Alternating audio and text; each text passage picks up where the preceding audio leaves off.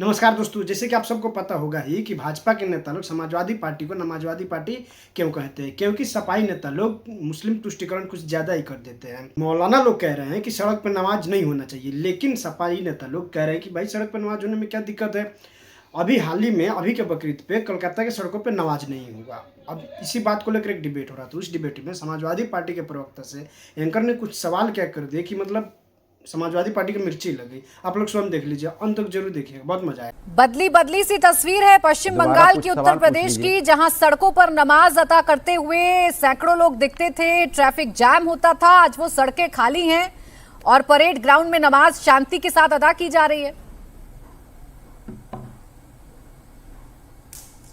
तो इसके मतलब आप जान जाइए कि देश कितना शांति प्रिय है, कितना लोगों का ख्याल रखता है, कितना लोगों की भावनाओं को और लोगों की संवेदनाओं को समझता है। तो ये तो देश की जो जनता है, जो देश के लोग हैं, जो यहाँ पे विभिन्न धर्मों के लोग रहते हैं, वो किस अपनी आस्था को कानून के दायरे में रह के और किस तरह से उसको शांतिपूर्वक मनाते हैं। तो ये तो आप मानेंगे ना।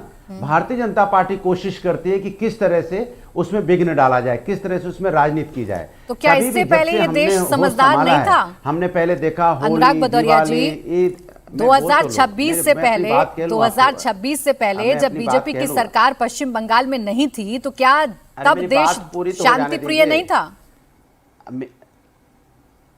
मेरी बात तो पूरी हो जाए ना। बात पूरी हो जाए तो फिर आप सवाल पूछ लीजिएगा। अभी बात पूरी नहीं हुई, आप सवाल बोले तो बात तो दूसरी बात हो जाएगी। अब मुझे पूरी बात कहने दीजिए दोबारा से। देखिए, सवाल ये है कि इस देश के अंदर में हिंदुस्तानी बहुत शांति प्रिय, सुनिए ना, इस देश के अंदर में हिंदुस्तानी बहुत शांति प्रिय होता है, वो हर चीज का ख्याल रखता है।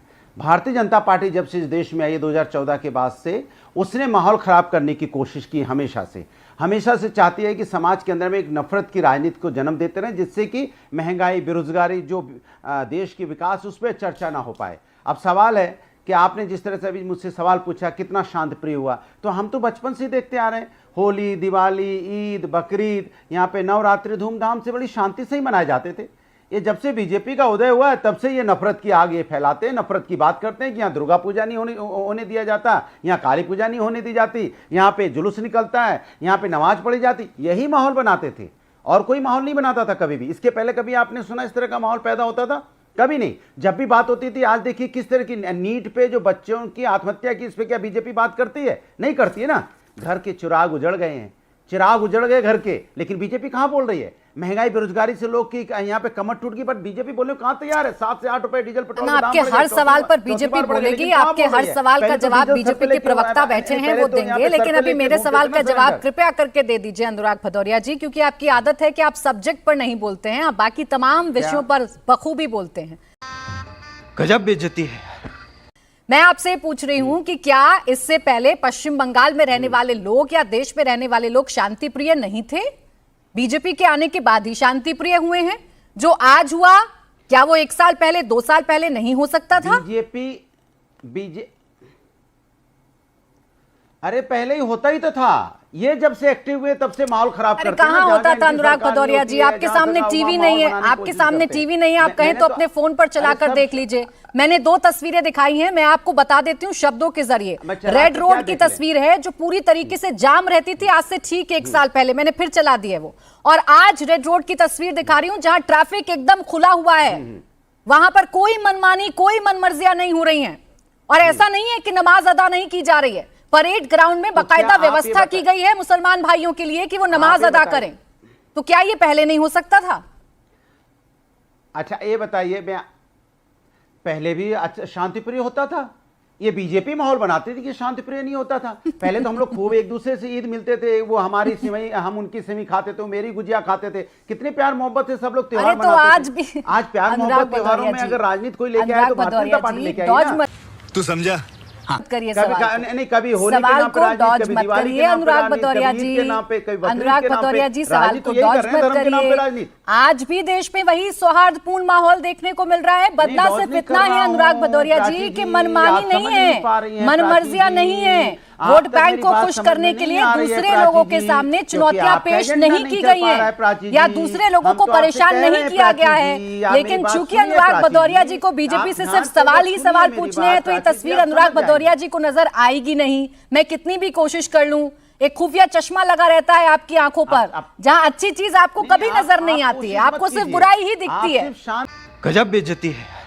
शांति की कोशिश कीजिए जो हम कर रहे हैं। मैं तो कर ही रही हूँ और मैं तो दिखा भी रही हूँ, लेकिन ये शांति आपको रास नहीं आती ना, ये शांति आपको रास नहीं आती। महंगाई बढ़ी है। अच्छा चले रुक जाए, आप बताइए महंगाई बढ़ी तो महंगाई के शर्मा जी, नीट में बच्चों ने आत्महत्या के शर्मा जी, के शर्मा जी, अनुराग भदौरिया जी, जितने मसले आप देश के उठा रहे हैं उन तमाम मसलों पर चर्चाएं होती हैं, डिबेट होता है। आज बकरीद का मौका है, आप नहीं चाहते कि बकरीद पर चर्चा हो, मुसलमान भाइयों की बात आपके सामने आए? नहीं चाहते क्या आप?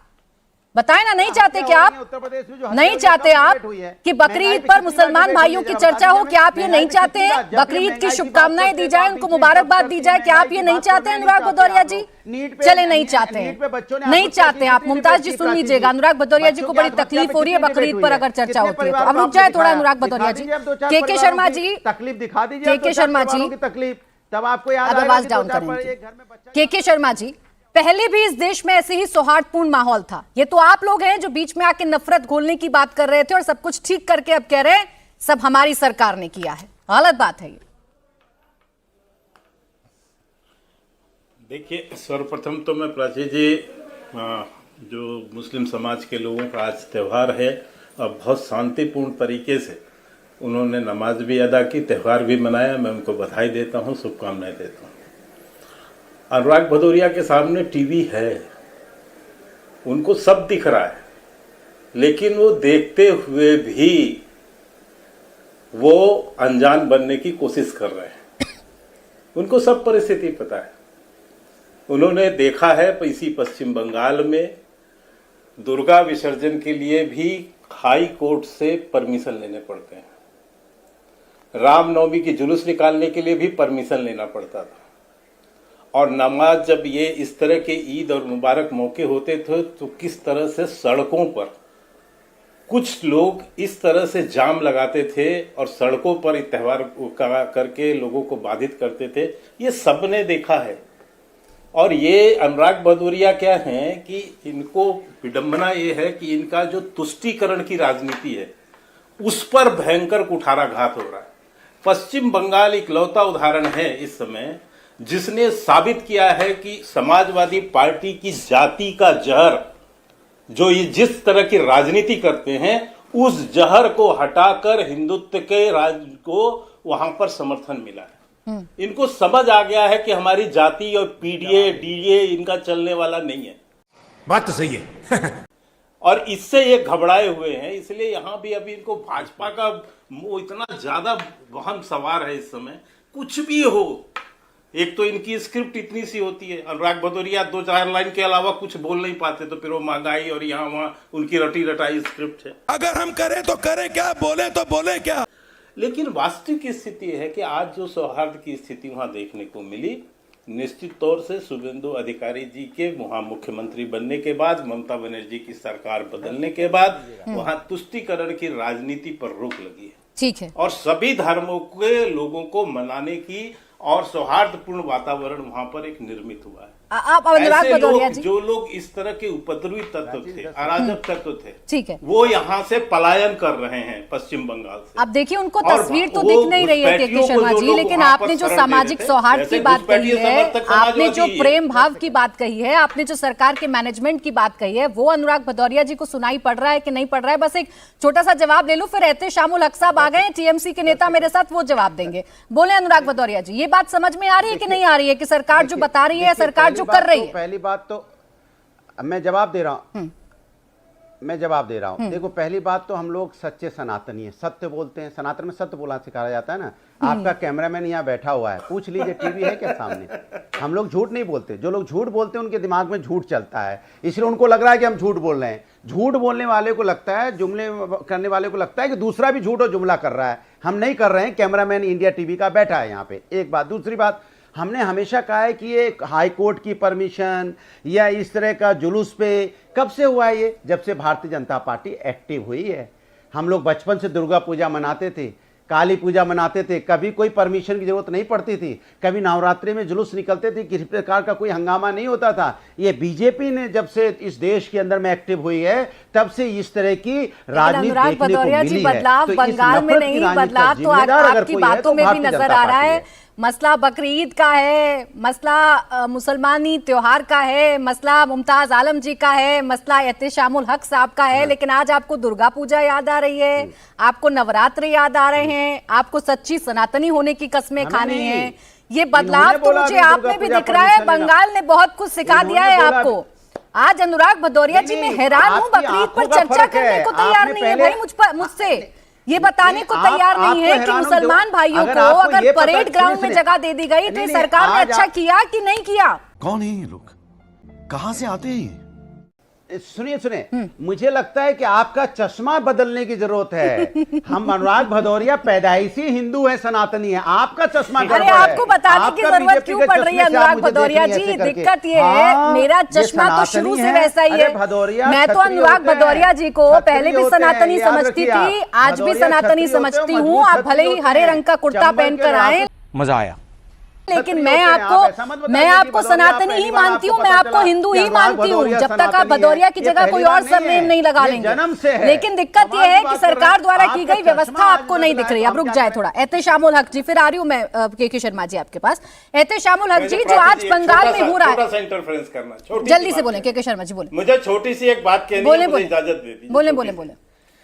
मैं आपको केवल इतना बताना चाहता हूं, ये कितने बड़े सौहार्द के प्रतीक थे जब उत्तर प्रदेश में मुलायम सिंह और अखिलेश यादव की सरकार थी। प्राची जी, 816 दंगे हुए हैं, 816 दंगे इनके शासनकाल में। इससे आप समझ सकते हैं कि कितना बड़ा सौहार्द बना के रखते थे। और सच्चे सनातनी की बात कर रहे हो तो मैं इतना ही फिर से आपको याद दिलाता हूं भदौरिया साहब, आपका एक प्रवक्ता बैठ के ब्राह्मणों को गाली दे रहा है, आपका एक प्रवक्ता जाट गुजरों को गाली दे रहा है, और गाली ही नहीं दे रहा है, आपके अखिलेश यादव और आप लोगों की बोलती बंद है, और आप अपने आप को सनातनी बता रहे हो। भाई इस पर जवाब। खत्म, bye bye, tata, good bye.